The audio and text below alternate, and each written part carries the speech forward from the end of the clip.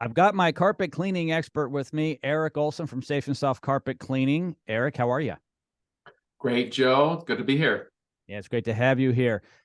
Carpet cleaning is your game, and I'm sure you come across this every once in a while where there is gum or some other sticky substance, maybe some type of candy, um, in the carpet, and the homeowners tried to get it out, and they've scrubbed it, and they're treating it like it's a spot or a stain, but it's totally different, isn't it? Yes, it is. Yes, it is. Yep. So how do you get rid of it? Oh, goodness. Well, if it's gum, there are a couple solutions for that. Generally, the one I prefer is using what we call is just a gum freezer.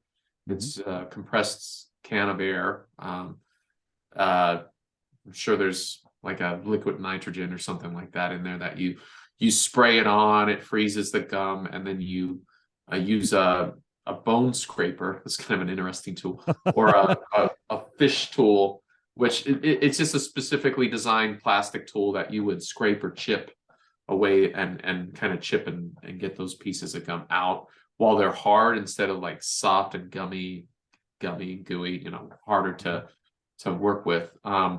Otherwise, there are solvents that can be used to remove those that will just break the gum up, dissolve it, and remove it. But I would generally I like to, get up as much as possible with the gum freezer, and then if there's any little bits that are harder to get out, I would use like something like a solvent, like an orange oil. Delaminate is a good one, where it's a solvent made from orange peels, and that's going to do good. There's also what we use in the industry is called a pig or pog remover, and that's just stands for paint, oil or grease, or paint, ink, and grease or gum. So that solvent is again going to break those down and help you remove it. But I prefer the freezing. I think that's probably a little bit safer because then I'm not, unless you're wearing gloves to prevent the solvent, and then it's just not as messy. If you use too much solvent on a carpet, get into the backing of the carpet and delaminate it, break down the glues that are in the backing of the carpet. So it's probably a lot safer to use a freezer to do that, and generally you can find those online. You might have to do some digging, but more common now, I think, is using a solvent to break that up. Goo off, I think, is Mm-hmm.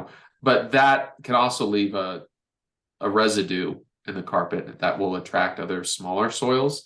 And so if you use something like that, you want to make sure that you flush it and that you're putting it on a spotting rag as opposed to pouring it on the carpet, because that's where you're going to do damage to the carpet and dissolve the glues in it.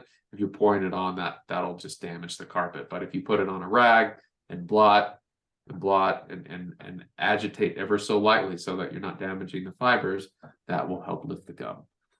Yep. Something I've tried too in the past is if you don't have a lot of gum, you could try taking a bunch of ice cubes and putting it in a bag or a Yes. washcloth Yep. and get it down. The whole idea is, if you're going to use the freeze method, is get the gum frozen. Also, if you live in a very frigid climate, don't turn the heat on. If it's minus 20 in the house, there you go. Now you can have some other problems, but Yeah, if it's right by the front door, just leave it open, during the blizzard. exactly. Erik, thank you so much. I appreciate it. I always enjoyed these conversations. Safe and Soft Carpet Cleaning. If you do have gum or candy or something else, just call the experts at Safe and Soft. They'll come out and get all that up before they thoroughly clean your carpets. All of their information is located in the description of this podcast. Thanks, Erik. Thank you, Joe.